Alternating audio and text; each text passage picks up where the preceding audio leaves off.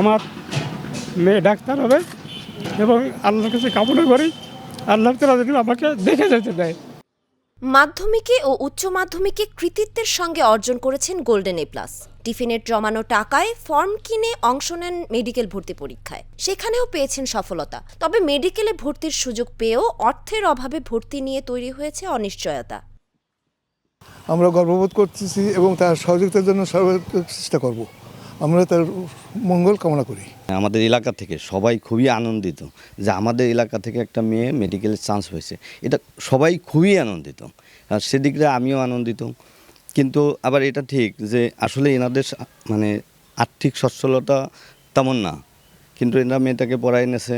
দেখা যাচ্ছে কি যে এখন আমরা চাই যে আমাদের রাষ্ট্র এনাদের সহযোগিতা করুক, যে যেভাবে পারে মানে সহযোগিতার হাত বাড়ায় দিক, যাতে মেয়েটা তার স্বপ্ন পূরণ করতে পারে। কাজ করতে পারে না, তারপরে আমরা 10 জনের ভিতরে ওনারে কাজে রাখি কেন যে উনি অসহায়, চলতে পারে না। মেয়েটারে মেডিকেলে চান্স পাইছে, আমাকে ফোরম্যানের দ্বারা আইসে বললি, তারপরে বলছে ঠিক আছে তোমার যে কষ্ট হয় তুমি যা পারবা তাই করবা, তুমি আস্তে আস্তে কাজ করো, সমস্যা নাই।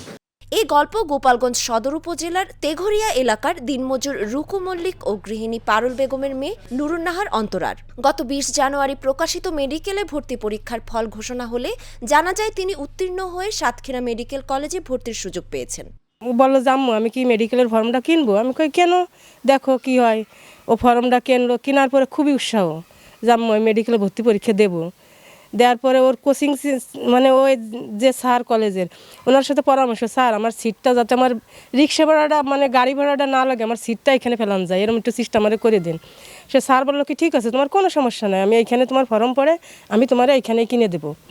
তা স্যার এই জায়গায় ফর্মটা মানে মেডিকেলের ফর্মটা এখানের থেকে কিনে এখানেই ওর সিটটা পড়ছে, সেইখানেই কিনে। কিন্তু গরিব মানুষ তো আশা করি না যে মেয়েটা মেডিকেলে চান্স পাবে, এটা বাস্তবে এটা একটু স্বপ্নের বিষয়। কিন্তু হঠাৎ করে মেয়েটা রেজাল্ট যেদিন দিয়েছে, মেয়েটা দেখে তো আনন্দে মা আমি মেডিকেলে, মানে ও গলাটা জড়াই ধরি কান্দে দিয়েছে। এখন এক আনন্দ যে ও মেডিকেলে চান্স পাইছে, আবার ওর বাবার দিক তাকাইয়ে যে আমার বাবা তো একজন দিনমজুর, একটা মেডিকেলে ভর্তির টাকাই আমার বাবার গুছাতে 6 মাস লাগবে, তাই আমি কি করে মেডিকেলে পড়বো?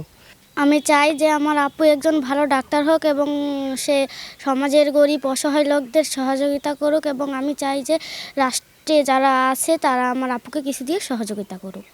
নুরুন্নাহারের বাবা রুকু মল্লিক এলাকায় রাজমিস্ত্রির কাজ করেন। দিনে যা আয় করেন তা দিয়ে কোনো রকমে চলে 4 সদস্যের সংসার। তার পক্ষে মেয়ের মেডিকেল কলেজে ভর্তি ও পড়াশোনা চালানো অসম্ভব হয়ে দাঁড়িয়েছে। আমি মনে করি আমার এই দুটো মেয়েই আমার পুত্র সন্তান। আমার ইচ্ছা আমি তাদেরকে লেখাপড়া শিখাবো, সেইভাবেই আমি এই পরিশ্রম করে চলছি শুধু তাদের জন্য। আমার এই পরিশ্রম করে যা পাই এই ছাড়া আমার আর কোনো আয় নেই। এর মধ্যে দিয়েও আমি চলছি। ওর শিক্ষকদের সহযোগিতা যাদের কাছেও পড়ছে তাদের যথেষ্ট সহযোগিতা পাইছি, আমার পাশে যারা তাদেরও পাইছি। হ্যাঁ, এবং আপনাদের কাছেও বলছি যদি আপনাদের কোনো সহযোগিতা করার মতো থাকে আপনারা আমাকে করবেন, এবং মেয়ে দুটোর জন্য দোয়া করবেন, বিশেষ করে অন্তরার জন্য দোয়া করবেন। মেডিকেলে চান্স পাইছে সাতক্ষীরা, হ্যাঁ, যাতে ওকে আল্লাহর ইচ্ছায় আমি সে জায়গা এইভাবে ভর্তি করতে পারি এবং তার লেখাপড়ার খরচ যেন আল্লাহ তাআলা আমাকে চালাই ধরে যায়। আর যদি আপনাদের কোনো সহযোগিতা করার থাকে সেটুকু আপনারা করবেন, তাহলে আমি উপকৃত হব। ছোটবেলা থেকে পড়ালেখায় মনোযোগী নুরুন্নাহার 2022 সালে জেলা শহরের সরকারি বিনাপানি উচ্চ বিদ্যালয় থেকে এসএসসিতে গোল্ডেন এ প্লাস পেয়ে উত্তীর্ণ হন। 2024 সালে সরকারি বঙ্গবন্ধু কলেজ থেকে এইচএসসিতে পান গোল্ডেন এ প্লাস। গত 17 জানুয়ারি অনুষ্ঠিত মেডিকেল ভর্তি পরীক্ষায় তিনি অংশ নেন টিফিনের টাকা জমিয়ে ফর্ম কিনে। ফল ঘোষণার পর থেকে নুরুন্নাহারের পরিবারের সদস্যরা খুশিতে ভাসলেও অর্থাভাবে ভর্তি নিয়ে দুশ্চিন্তায় পড়েছেন।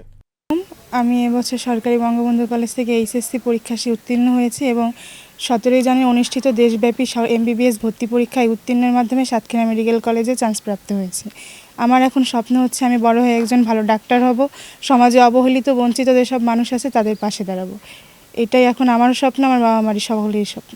প্রতিবন্ধকতা নানাভাবেই, সেটা আর্থিক হোক, সমাজের বিভিন্ন ধরনের কথা হোক, নানাভাবেই সেটা ফেস করতে হয়েছে, কিন্তু আমার মা বাবা, আমার শিক্ষকরা সবসময় আমার সাথে ছিল, তাই আজকে আমি এই পর্যন্ত আসতে পারছি। তাদের কাছে আমি সারা জীবন কৃতজ্ঞ থাকব।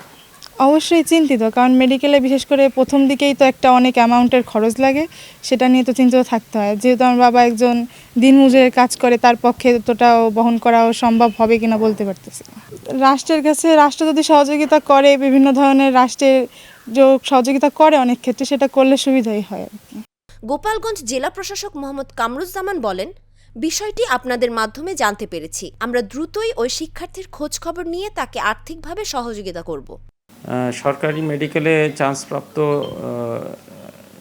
গোপালগঞ্জের নুরুন্নাহার, তার বিষয়টি আমাদের নলেজে এসেছে। আমরা তাকে সার্বিকভাবে, বিশেষ করে তার ভর্তি হওয়ার থেকে শুরু করে তার পড়াশোনা যাতে নির্বিঘ্নে, মেডিকেলে পড়াশোনা যাতে নির্বিঘ্নে চালাতে পারে, সে বিষয়টি গোপালগঞ্জ জেলা প্রশাসন থেকে তাকে টেক কেয়ার করা হবে। আগামী 4 ফেব্রুয়ারি নুরনাহারের ভর্তির শেষ দিন। সরকার ও সমাজের হৃদয়বান ব্যক্তিদের কাছে সহযোগিতার আবেদন জানিয়েছে পরিবারটি।